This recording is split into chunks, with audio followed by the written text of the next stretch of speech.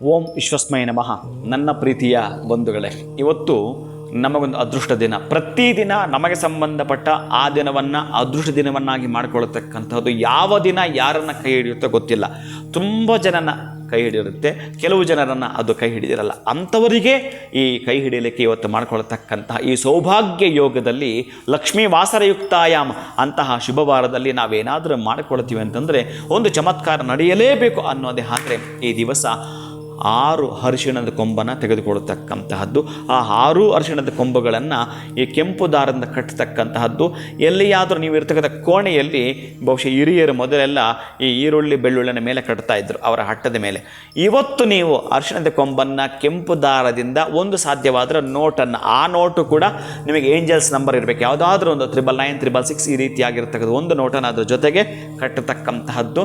ನಿಮ್ಮ ತಿಜೋರಲ್ಲಿ ಕಟ್ಟೋ ಅಂಥದ್ದು ಅಥವಾ ನಿಮ್ಮ ಕೋಣೆಯಲ್ಲಿ ಅದನ್ನು ಕಟ್ಟತಕ್ಕಂಥದ್ದು. ಇವತ್ತು ಇರ್ತಕ್ಕಂಥ ಸೌಭಾಗ್ಯ ಯೋಗದಲ್ಲಿ ಇದನ್ನು ಕಟ್ಟುತ್ತಾ ಸರ್ವಮಂಗಳ ಮಾಂಗಲ್ಯೆ ಶಿವೆ ಸರ್ವಾರ್ಥ ಸಾಧಕೆ ಶರಣ್ಯೇ ತ್ರ್ಯಂಬಕೆ ದೇವಿ ನಾರಾಯಣಿ ನಮೋಸ್ತುತೆ ಈ ಶ್ಲೋಕವನ್ನು 16 ಬಾರಿ ಹೇಳ್ತೀರಿ.